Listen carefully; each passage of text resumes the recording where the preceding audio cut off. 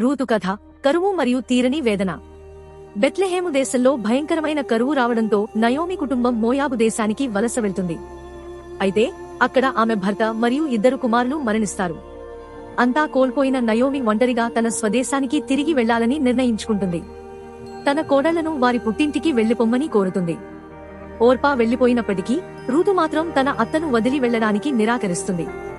నీవు వెళ్లే చోటికే నేను వస్తాను, నీ జనమే నా జనం, నీ దేవుడే నా దేవుడు అని రూతు చేసిన ప్రమాణం ఆమెలోని అచంచలమైన విశ్వాసానికి మరియు ప్రేమకు నిదర్శనంగా నిలుస్తుంది.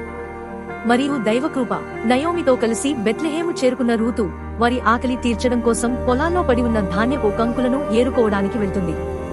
అనుకోకుండా ఆమె బోయజు అనే దయగల ధనవంతుడి పొలంలోకి వెళ్తుంది. పరాయి దేశం నుండి వచ్చినప్పటికీ తన అత్త పట్ల రూతు చూపిస్తున్న భక్తిని, ఆమె కష్టపడే తత్వాన్ని చూసి బోయజు ఎంతో ప్రభావితం అవుతాడు. ఆమెకు రక్షణ కల్పిస్తూ అవసరమైన సహాయం చేస్తాడు. రూతు పడుతున్న కష్టానికి దేవుడు ఒక మార్గాన్ని చూపుతున్నాడనే నమ్మకం ఇక్కడ ప్రేక్షకులకు కలుగుతుంది. గొప్ప ఆశీర్వాదం మరియు వారసత్వం. నయోమి సలహాతో బోయజు రూతును తన బాధ్యతగా స్వీకరించి వివాహం చేసుకుంటాడు. ఒకప్పుడు అనాథగా, వితంతువుగా మిగిలిపోయిన రూతు జీవితం దేవుని కృపతో మారుతుంది. వారికి ఓబేదు అనే కుమారుడు జన్మిస్తాడు. ఈ అద్భుతమైన మలుపు ద్వారా నయోమికి మళ్లీ కుటుంబం లభిస్తుంది.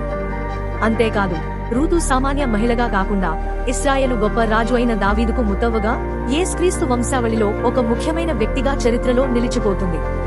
కష్టాల్లో ఉన్న నమ్మకంగా ఉంటే దేవుడు జీవితాలను ఎలా మారుస్తాడో ఈ కథ నిరూపిస్తుంది.